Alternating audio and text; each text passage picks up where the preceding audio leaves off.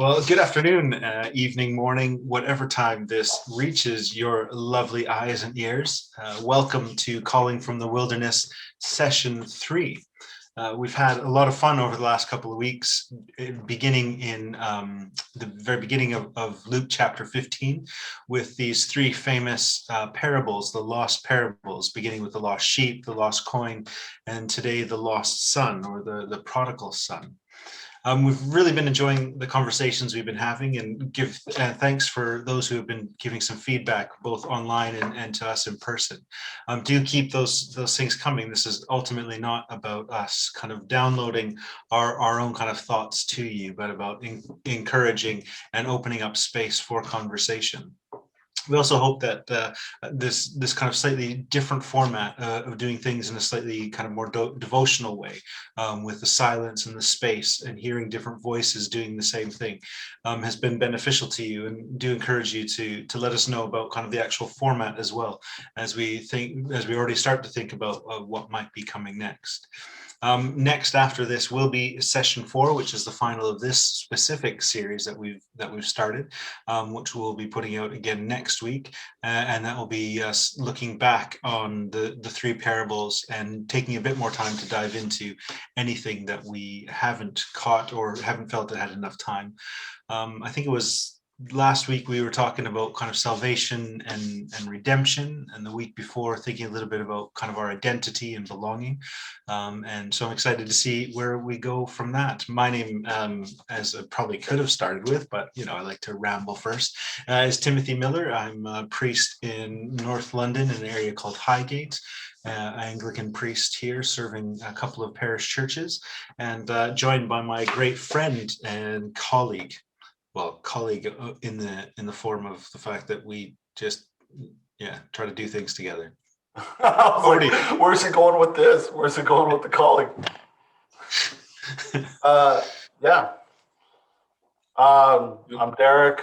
Me and Tim were roommates in Bible college, and so we're just doing this and trying to find different ways to interact and do things during this time, this virtual age, shall we call it. So, yeah. Excellent. Do we get started? Yeah, so just one little disclaimer is the fact that our parable today is just about 4 times as long as the other ones we've read before.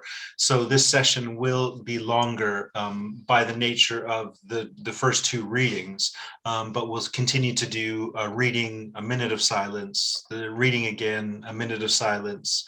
We'll give a couple of quick bits of feedback on whether it's a word or a phrase that's jumped out to us, a thought we have or a question we'd like to input, and then we'll do 20 minutes of discussion. So the overall shape will be the same, but just bear with us as it's slightly longer just because of the nature of the parable. Derek, do you want to read the parable for us first this morning? Yes, I do. Excellent. Over to you. This is a reading from Luke chapter 15, verses 11 to 32. And he said, there was a man who had 2 sons, and the younger of them said to his father, Father, forgive me and Father, give me the share of property that is coming to me. And he divided his property between them.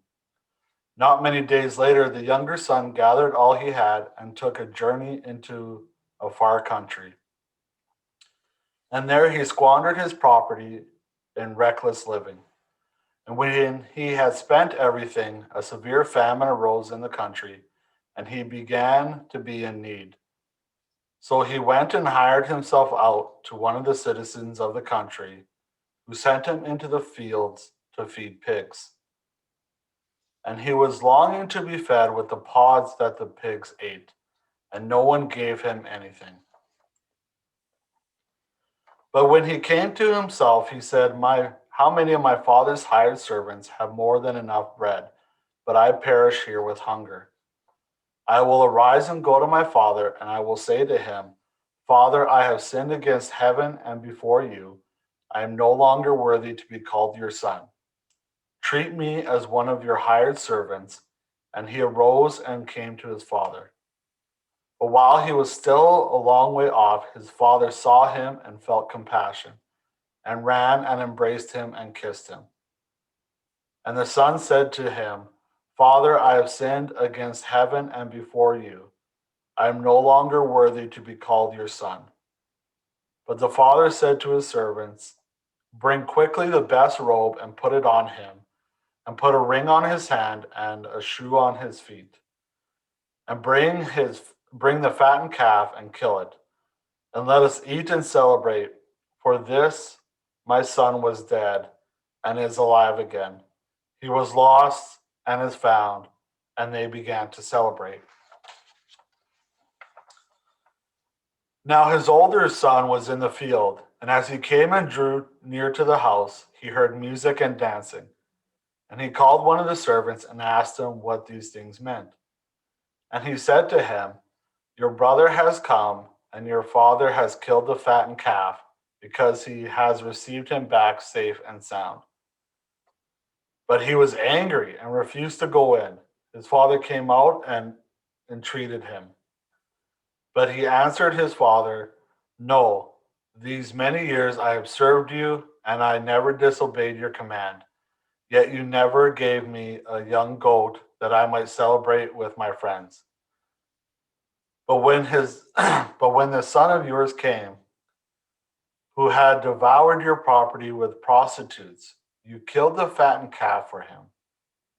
And he said to him, Son, you are always with me, and all that I have, all that is mine is yours. It was fitting to celebrate and be glad, for this your brother was dead and is alive. He was lost and is found.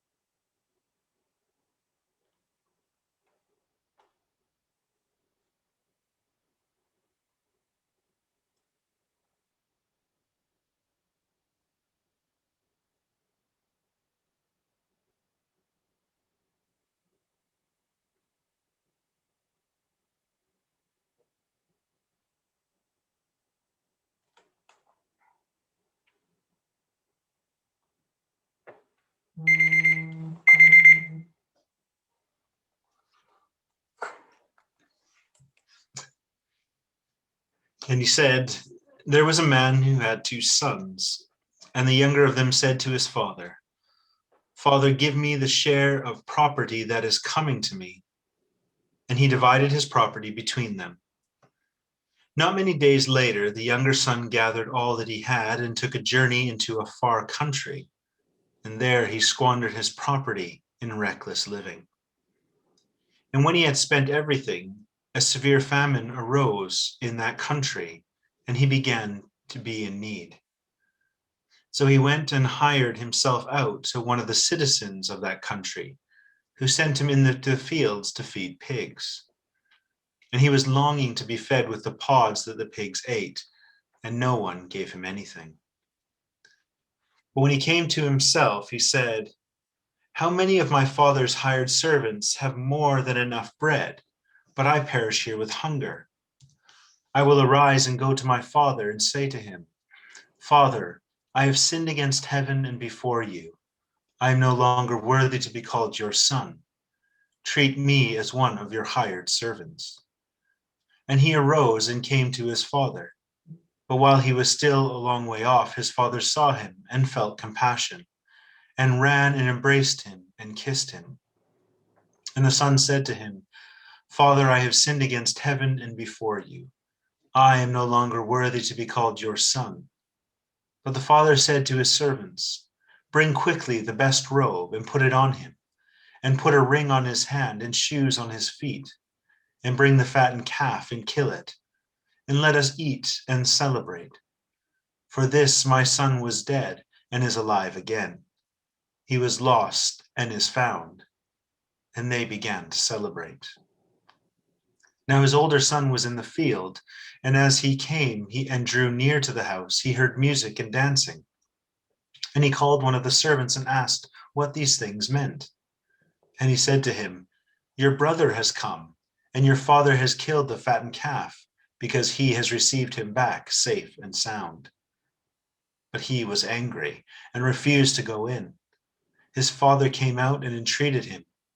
But he answered his father, "Look, these many years I have served you, and I never disobeyed your command. Yet you never gave me a young goat that I might celebrate with my friends. But when this son of yours came, who has devoured your property with prostitutes, you killed the fattened calf for him." And he said to him, "Son, you are always with me, and all that is mine is yours. It was fitting to celebrate and be glad, for this your brother was dead and is alive. He was lost and is found."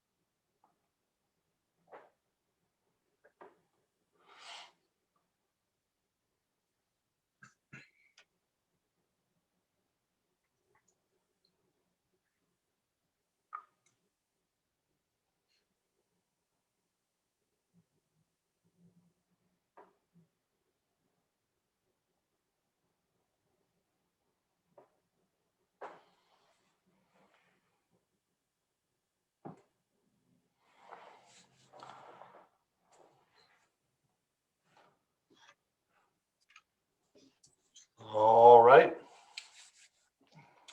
So, any word or phrase that jumped out to you, Derek, during that? Yeah, so there's three. The first one is from the son. Mm-hmm. Father, give me a share of your property that is coming to me. That one. Um, and then when he's out and about, how many of my father's hired servants have more than enough bread, but I perish here with hunger? And then the older son, look, these many years I've served you and have never disobeyed your command. How about you? Excellent. Yeah, so for me, the one was in verse 20, where it says, "But while he was still far off, his father saw him and felt compassion." So that was the one that really jumped out to me both times. Um, any thought or question that you have about the passage that you'd like to throw into the mix for our discussion coming up? Um, You can have like two if you want to. I guess it would be um, why did he not feel he could go back to his father? Hmm. Yeah, good. And my question, my question is, what was the father doing the whole time? That was Mm, so. That, let's let me get the 20 minutes on, okay. and all right. Why don't you kick us off? So what was it about that sense of the son not being able to go back that yeah, hit you with that? Well, it like I was sitting there and I'm thinking, this guy. First off, he goes and takes his inheritance, which got me thinking about timing and how he just wanted what God or the Father had now. He wasn't waiting for the Father to pass on. He wanted it now, essentially saying, I just want what you have. I don't want you. Mm. And so he took that and then he went off and he spent it all and sitting there eating the pigs wanting to eat what the pigs are eating. Yeah. And what, like, why did it take that long for him to realize that he could go back to his father's house? And like, I know he did a terrible thing leaving and taking the inheritance and how bad that was, and essentially wanting his father dead or Mm. and all that, but like Mm. like there must Yeah. have been, and so it got me thinking about us and me and Mm. how I may do things, even not necessarily as bad as, taking inheritance and spending all the money, but that it takes me to get to a low point before I realize that I could go back. And every time God is gracious and every time God is Mm. forgiveness. But there's something in me that says this is the worst part. Like he's I'll just go back to church, or I'll try to work my way back Yeah. into his gracious, which is what the son was. I'll go back and I'll work for my dad, not even Mm.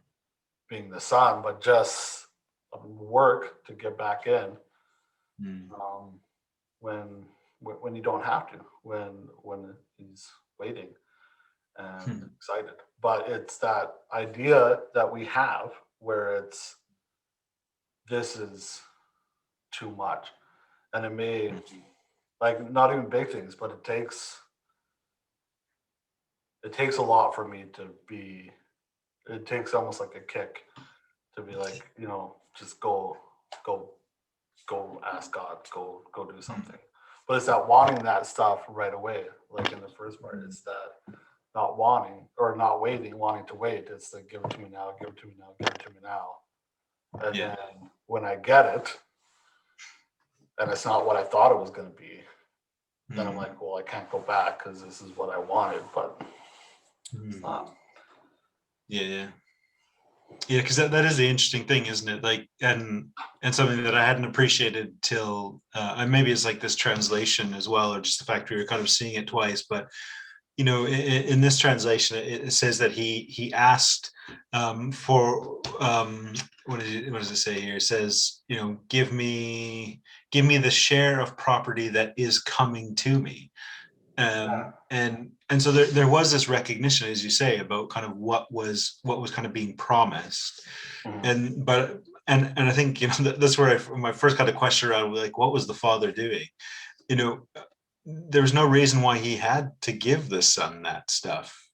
You know what I Yeah. mean? So, like, there's this kind of joint, and I'm sure in some of the days where probably the earliest days, I would imagine, if as you say, it kind of tracks anything with my own kind of patterns of sinful behavior, but is like where the first thing when you start to feel that conviction is you start to look around at people and places you could be legitimately angry at.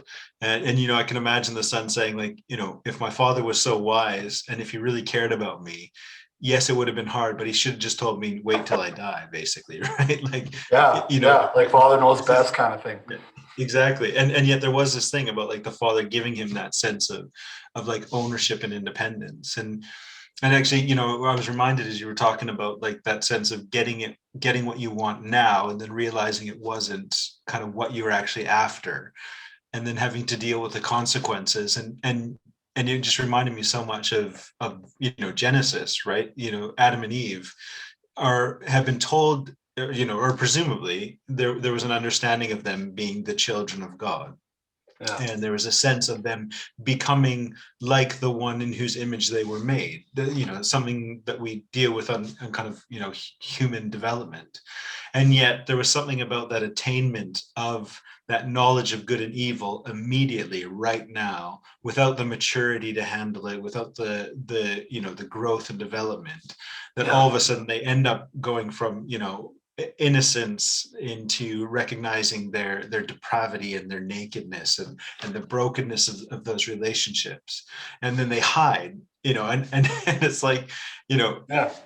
you feel for them because, as you say, we spent a lot of time like running away and hiding, but for them they had like the garden, which presumably was fairly, God knew exactly where the garden was, and Yeah. knew Like exactly he where they knew what were. happened. So but it is that question, as you say, like what's interesting and what's sad about kind of our moments of sin in the brokenness of relationship Mhm. is that the very places we need to turn to are the very places we run away from first. Which goes back, I think, to that our very first conversation about that. Where do we start with? We start with where we belong, Mhm. and somehow call back to it. And as you say, like, it took the son all that time to come back to it. But when he got there, he didn't believe he could go back as the son.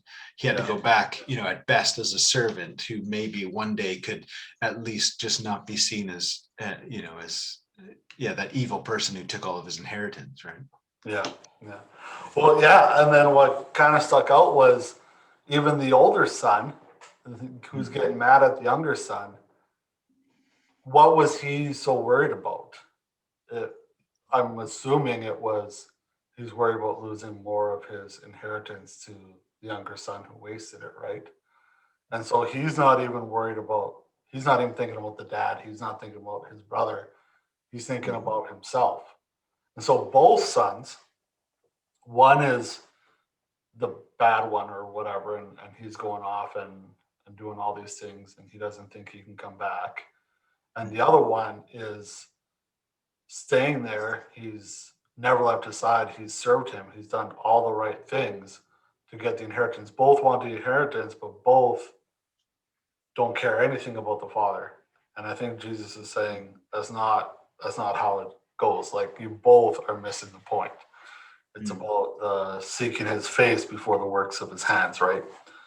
Mm. And so it's kind of interesting that it comes from both angles. Like we always look at, or I shouldn't say we always look.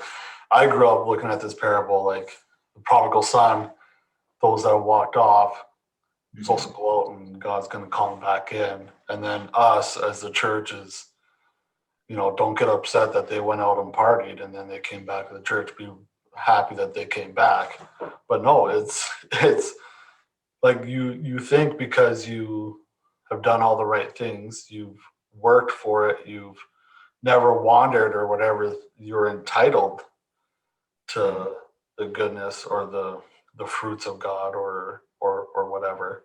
Mm. And he's saying no, like it's my graciousness, it's my grace, Mm. it's my it's my love that gives it to both sons, even though they Mm. both are missing the point in a big way.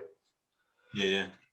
Because what's missing in this parable from the other two is that nobody, and this includes the father, nobody is pursuing the lost one, right? Yeah. Like, and what the reason I picked the one phrase that I did was, again, it might just be translation, but when it says when he saw him off on the distance, he had compassion on him, Yeah.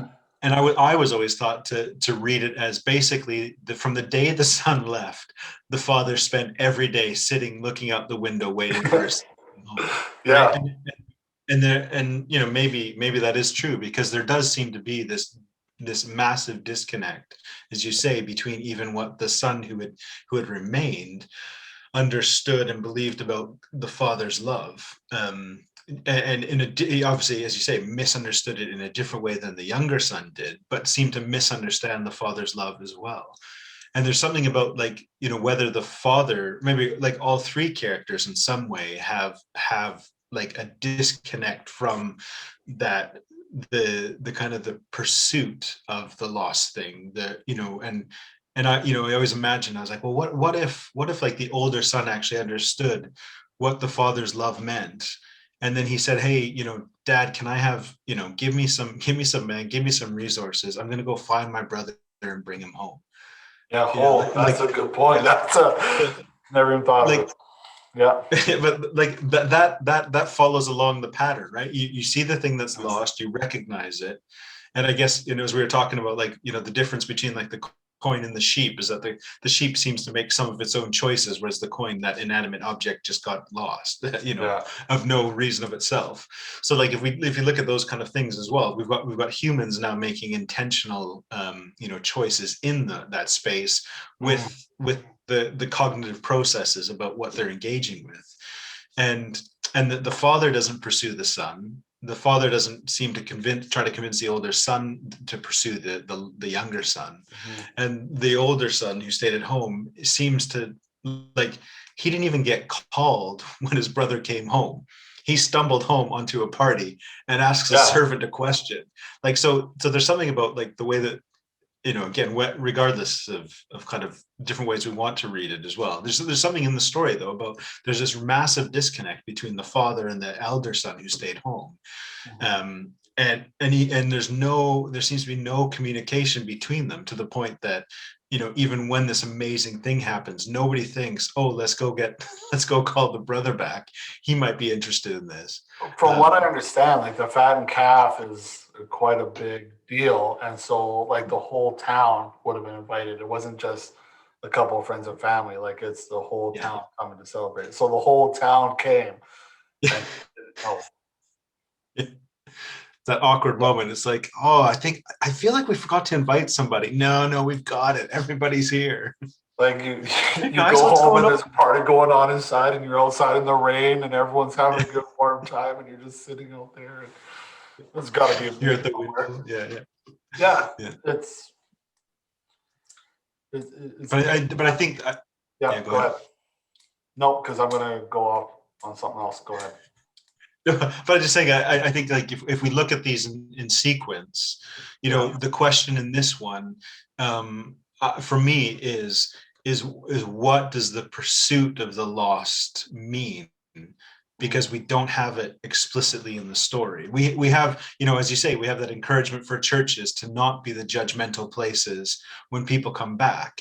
And Yeah. I think sometimes we are too much like the father. So it's like, the celebrity who spent their time with prostitutes comes to faith, and we're like, whoa, look at what the grace of God has done, and they become this. And then, like, And then they're not I allowed to grew do up like, anything wrong ever again. Like yeah, they're not allowed to but sin or yeah, do anything. It's now that but yeah. Yeah, absolutely. But I remember this actually for the entirety of my life. I've never wanted to give my testimony publicly because it was never juicy enough. There wasn't, like, and the things I could talk about is like, I was born and raised in a Christian family to a pastor. I never left the church. I never ran away from the church. I'm still here. I've seen people come and go, and I've seen people come back, and there's all these celebrations of stuff, which has been great. And it's not because, I'm not saying this because I've been mistreated or abused or kind of left behind in the dark. But I always felt that kind of that tension of not being the person who other people would celebrate, yeah, even if I bore what I felt were my deepest, darkest sins that people didn't know about. So, yeah, yeah. There was, take it there was when I was at camp when I was a kid. One of the music directors, he wrote a song. It was called something like "The Testimony Blues" or something, and the whole song was about how he's never done anything too crazy to have a really good testimony, and how he's got the blues about it, and like it's not juicy enough. yeah, And it's funny because like we would be like, oh man, like I wish almost something like I've been a little crazier, so that my testimony's a little juicy. And some of those individuals look back and be like, man, God's grace was on you that you never had to go through this kind of stuff. And everyone's yeah. looking at other people wondering what they're doing and how, and wishing that they were them. And I wonder if that's a little bit of the son, like the older son, if he was looking at the younger son and he's like, oh man, he got to go out and do all that fun stuff, and I'm having to sit here.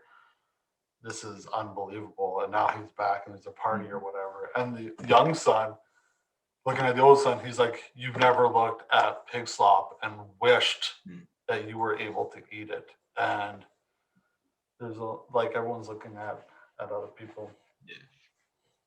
Yeah. Yeah, Which was it? song Go ahead. at the same camp. There's a song. There's another guy that kept singing it, and one of the chorus was like, Almighty God, unmovable object or whatever. And the only time I ever saw him run was running into my arms, and it's a song about this parable and God running to you and stuff like that. And that popped up in my head when we were doing this.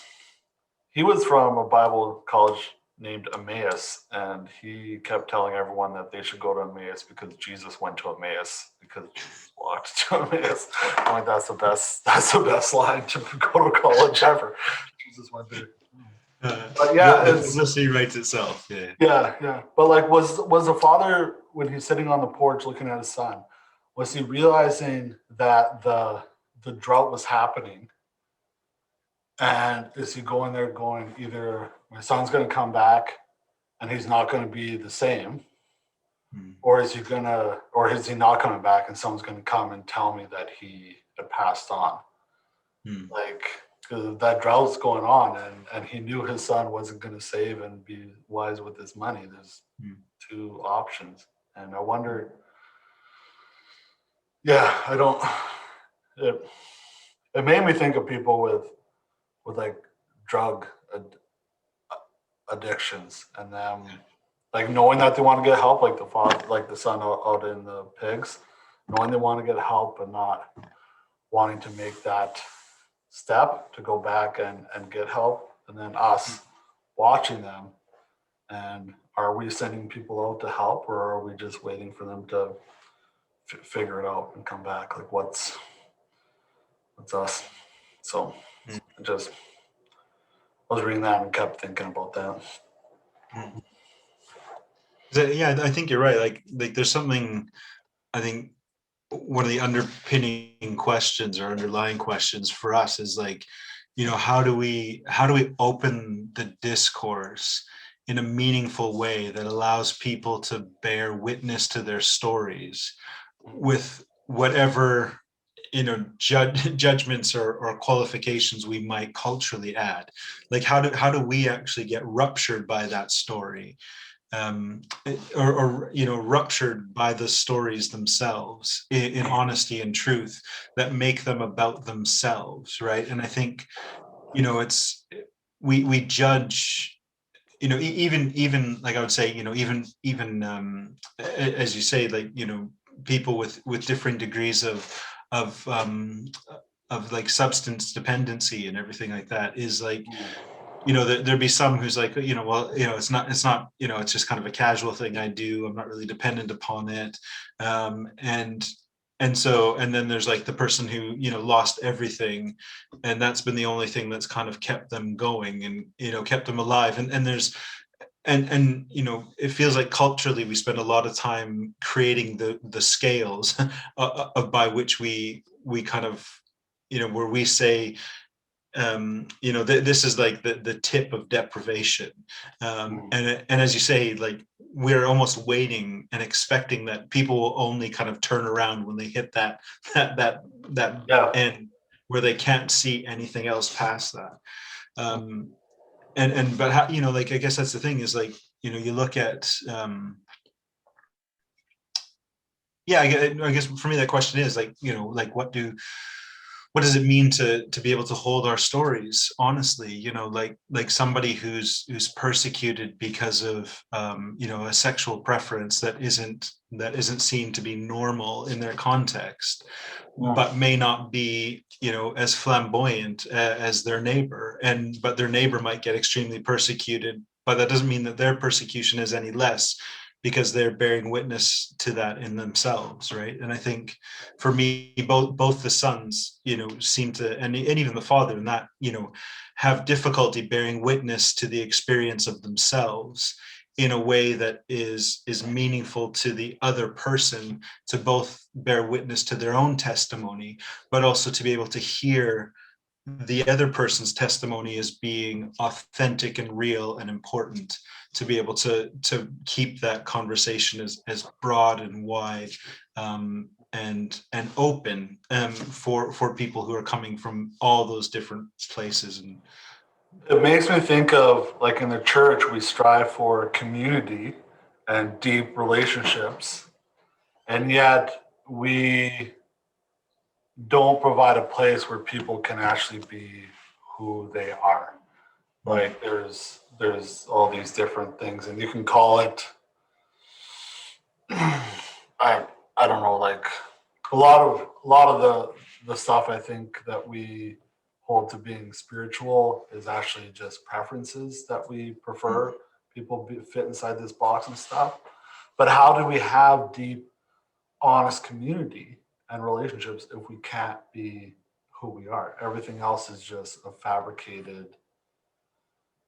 It's like Instagram, where you're only putting on your best life to get people to want to be like you, and you're not showing the hard times and the difficult times. And that's what church is just is I dress up well on Sunday, I come, I say my highs, I do my little thing, I give some money, and there's nothing like what's going on, like all these hard times. So how do you actually do deep relationships?